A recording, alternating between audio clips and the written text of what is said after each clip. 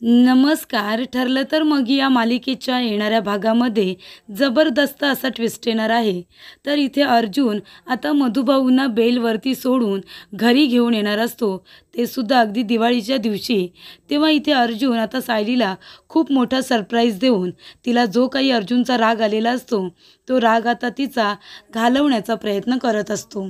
आणि इथे आता जेव्हा मधुभाऊंना सायली बघते, तेव्हा तिला खूप जास्त आनंद होतो आणि त्यामुळे तिची दिवाळी ही खूपच जास्त आनंदाने आणि उत्साहाने साजरी होणार असते.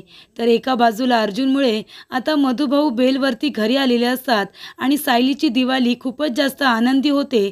तर दुसऱ्या बाजूला इथे साक्षी आणि प्रियाला दोघींना सुद्धा आता काही प्रश्न विचारण्यासाठी त्यांना आता कस्टडीमध्ये इन्स्पेक्टर साहेबांनी ठेवून घेतलेलं असतं. त्यामुळे त्यांची दिवाळी तर ही चांगलीच खराब झालेली असते. तर इथे साक्षी आणि प्रिया दोघीजणी सायली अर्जुनची दिवाळी खराब करण्याचा प्रयत्न करत असतात. सायली अर्जुनला वेगळं करण्यासाठी प्रिया प्रयत्न करत असते. पण इथे अर्जुनच आता दोघींना असं काही अडकवतो की या वर्षाची दिवाळी दोघींच्याही चांगलीच लक्षात राहते.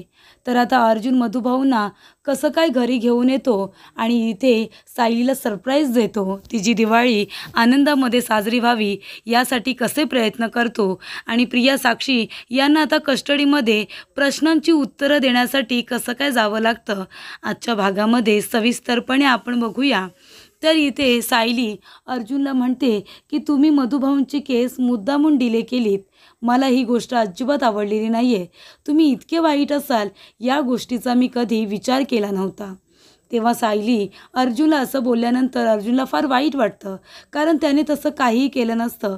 त्याने फक्त पुरावे गोळा करून ठेवलेले असतात आणि त्याच्या मनामध्ये हा विचार येतो. कारण सायलीच तसं म्हणालेली असते, मधुभाऊ परत आल्यानंतर मी त्यांच्याबरोबर आश्रमामध्ये निघून जाईन. मग त्या जर मला सोडूनच जाणार असतील तर मग मी काय करू. तेव्हा चैतन्याने त्याला सजेशन दिलेलं असतं की तू मधुभाऊंची केस थोडी डिले कर आणि तू सायली वहिनीच्या मनामध्ये काय आहे ते जाणून घेण्याचा प्रयत्न कर. नाहीतर त्यांना प्रपोज कर आणि त्यांना तू सांग की तुझं त्यांच्यावरती किती प्रेम आहे. तर इथे अर्जुन म्हणतो की नाही, जर सायलीला हे कळलं तर अजिबात आवडणार नाही की मी मधुभाऊंची केस डिले करतोय आणि ते सुद्धा आमच्या प्रेमासाठी. तेव्हा इथे आता फक्त मधुभाऊंची केस डिले करतोय हा शब्द ऐकल्यानंतर सायलीला असं वाटतं की अर्जुन हे सगळं मुद्दामून करतोय. त्याला आता मधुभाऊंना जेलमधून बाहेर काढायचंच नाही आहे. त्याचा इंटरेस्टच संपला आहे असं आता सायलीला वाटतं. त्यामुळे इथे सायली म्हणते की मला तुमच्याशी बोलायचं नाही आहे आणि आपण हे लग्न मधुभाऊंसाठी केलं होतं ना. मग जर आता तुम्हाला मधुभाऊंना सोडवायचंच नाही आहे, त्यांना जर दिवाळीपर्यंत घरी आणायचंच नाही आहे, तर मी इथे राहून काय करू. मी सुद्धा दिवाळी झाल्यानंतर मी माझ्या आश्रमातल्या माणसांकडे निघून जाईन. इथे मी आता राहणार नाही आहे. कारण आता इथे राहण्याचं कारण संपलं आहे असं सायली म्हणते. तेव्हा अर्जुनला फार वाईट वाटतं.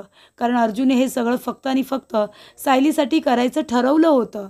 पण त्याने पूर्णपणे तो निर्णयसुद्धा घेतला नव्हता. फक्त विचार त्याच्या मनामध्ये आला होता. पण इथे आता सायली जेव्हा अर्जुनला पुन्हा एकदा सोडून जाण्याची गोष्ट करते आणि मधुभाऊ सायलीसाठी किती महत्त्वाचे आहेत, अगदी वडिलांपेक्षाही ते जवळचे आहेत सायलीला, हे अर्जुनला माहिती असतं. आणि जर मधुभाऊंना मी सोडवलं नाही तर सायली माझ्यापासून दूर होईलच. त्यामुळे आता मला दुसऱ्या कुठल्याही गोष्टीचा विचार न करता मधुभाऊंना लवकरात लवकर जामिनावरती सोडून आणायचं आहे. तेव्हा अर्जुनने आता जे काही पुरावे गोळा केलेले असतात ते आता कोर्टामध्ये तो सादर करणार असतो. आणि त्यासाठी त्याने चैतन्याला सांगितलेलं असतं की लवकरात लवकर आपल्याला आता दिवाळीच्या आधी मधुभाऊंना सोडवायचं आहे. आपल्याला आता बेल मिळवण्यासाठी खूप प्रयत्न करायचे आहेत. आपल्याला आता या केसवरती दिवस रात्र अभ्यास करावा लागला तरीसुद्धा चालेल, पण आपल्याला आता मेहनत घ्यावीच लागेल. मधुभाऊंना दिवाळीच्या आधी सोडवायचं आहे. तेव्हा लवकरात लवकर कोर्टाची तारीख मिळव. तेव्हा अर्जुन आता चैतन्याला असं सांगितल्यानंतर चैतन्यसुद्धा लगेचच हातपाय हलवतो आणि कोर्टाची तारीख दुसऱ्या दिवसाचीच मिळवतो. त्यामुळे इथे अर्जुन आता कोर्टामध्ये केस लढण्यासाठी जातो. पण त्याने सायलीला काहीसुद्धा सांगितलेलं नसतं. कारण सायली रागावलेली असते आणि काही करून त्याला आता सायलीला सरप्राईज द्यायचं असतं. पण इथे आता जेव्हा अर्जुन कोर्टामध्ये जातो त्यावेळेला साक्षी शिखरे तर तिथे आलेलीच असते. पण तिथे प्रिया आणि रविराज काकासुद्धा आलेले असतात. तेव्हा अर्जुन आता कोर्टामध्ये सगळे पुरावे सादर करतो. एक पुरावा म्हणजे मधुभाऊ डावकुरे आहेत आणि गोळी ही उजव्या हाताने चालवली गेलेली आहे. त्याच्यामुळे मधुभाऊंना उजव्या हाताने गोळी चालवता येतच नाही, त्यांना उजव्या हाताने कुठलंही काम करता येत नाही. याच्यावरून हे सिद्ध झालेलं असतं की गोळी कुठल्या तरी तिसऱ्या व्यक्तीने मारलेली आहे. त्यानंतरला अजून एक पुरावा सादर केलेला असतो, ते म्हणजे जेव्हा विलासचा खून झाला, जेव्हा त्याची डेथ झाली त्यावेळेचं टायमिंग आणि जेव्हा विलासच्या मोबाईलवरून पोलिसांना गेलेला मेसेज, या टायमिंगमध्ये खूप फरक असतो. म्हणजे डेथचं टायमिंग हे आधीचं असतं आणि मेसेज हा 15-20 मिनिटांनंतर गेलेला असतो. तेव्हा अर्जुन म्हणतो की माणूस मेल्यानंतर पोलिसांना मेसेज करू शकतो का की माझा जीव धोक्यात आहे, मला तुम्ही इथे वाचवायला या. तर इथे जेव्हा विलासचा खून झाला त्यावेळेला मधुभाऊंच्या डोक्यामध्ये मागून कुणीतरी वजनदार वस्तू मारली. मग जर मधुभाऊ चुकीचे होते, त्यांच्या हातात बंदूक होती, मग त्यांना तिसरी व्यक्ती जर आधीच घाबरली होती, तिने येऊन मधुभाऊंच्या डोक्यात वस्तू का मारली? पोलिसांना तर मेसेज केला होता ना, मग तोपर्यंत पोलीस तिथे यायला हवे होते. तेव्हा इथे नंतरला अर्जुन म्हणतो की मधुभाऊंच्या डोक्यामध्ये लगेच कुणीतरी वजनदार वस्तू मारली, कारण इथे साक्षी शिखरेने खून केला होता, तिच्या हातामध्ये बंदूक होती आणि म्हणून तिथे मधुभाऊंना बेशुद्ध करून ठेवलं आणि त्यानंतरला बंदुकीवरचे हाताचे ठसे हे सगळे पुसून नंतरला मधुभाऊंच्या हातामध्ये बंदूक दिली होती. तेव्हा इथे अर्जुन म्हणतो की आता ज्या वेळेला या लोकांचं म्हणणं आहे की मधुभाऊने विलासवरती गोळी चालवली, मग झटापटीमध्ये विलासच्या हाताचे ठसेसुद्धा बंदुकीवरती यायला हवे होते. पण तेव्हा जेव्हा इथे फिंगरप्रिंट्स चेक केले तेव्हा फक्त मधुभाऊंच्या हाताचे ठसे आहेत आणि विलासच्या नाही. मग आता ते ठसे पुसणारी व्यक्ती कोण? ती दुसरी तिसरी कुणी नसून ती साक्षी शिखरे आहे, असं अर्जुन म्हणतो. तेव्हा इथे कोर्टामध्ये प्रिया मधुकर म्हणजे तन्वी किल्लेदार यांनी जी साक्ष दिलेली आहे ती पूर्णपणे चुकीची आहे. कारण त्यांचं म्हणणं आहे की खून हा मधुभाऊने केला आहे. मग त्यांच्या हाताचे ठसे आहेत, एवढी जर त्यांच्यामध्ये झटापट झाली तर मग विलासच्या हाताचे ठसे का नाही आहेत? मग जर ती लपून बसली होती, जेव्हा विलासला गोळी लागली तेव्हा मधुभाऊंच्या डोक्यात मारणारी व्यक्ती कोण होती? त्याच्यानंतरला उजव्या हाताने गोळी चालवणारी व्यक्ती कोण होती? याचा अर्थ तिसरी व्यक्ती तिथे होती आणि ती साक्षी शिखरे होती, असं अर्जुन म्हणतो. आणि याच्यामध्ये मधुभाऊंची काही चूक नाही आहे. हे सगळे पुरावे मी जे सादर केलेले आहेत ते इनफ आहेत मधुभाऊंना जामीन मिळवून देण्यासाठी. आता पोलिसांनी लवकरात लवकर या गोष्टीची चौकशी करायची की ज्या वेळेला विलासचा खून झाला त्यावेळेला कोण कोण तिथे होतं आणि ते प्रश्न तुम्ही सगळे इथे प्रिया मधुकर आणि साक्षी शिखरे हिला विचारायला हवेत, मधुभाऊंना नाही. तेव्हा इथे आता जे काही पुरावे सादर केलेले असतात ते आता ग्राह्य धरले जातात आणि अर्जुनची रिक्वेस्ट आता मान्य केली जाते आणि मधुभाऊंना जामिनावरती सोडवलं जातं. त्यानंतर इथे आता सायली घरामध्ये दिवाळी असल्यामुळे दिवे वगैरे लावत असते आणि त्याच वेळेला अर्जुन आता मधुभाऊंना घरी घेऊन आलेला असतो. तेव्हा इथे दिवाळीची पहाट, पहिलाच दिवस आणि त्याच दिवशी मधुभाऊ आता घरी आलेले असतात.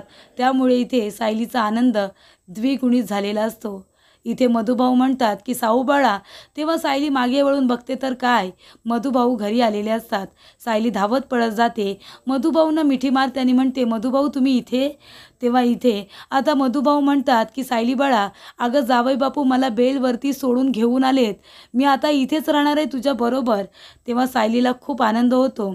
तेव्हा इथे सायली अर्जुनकडे बघायला लागते. अर्जुन म्हणतो की मिसेस सायली, मी तुम्हाला जेवढा वाईट वाटतो तेवढा मी वाईट नाही आहे.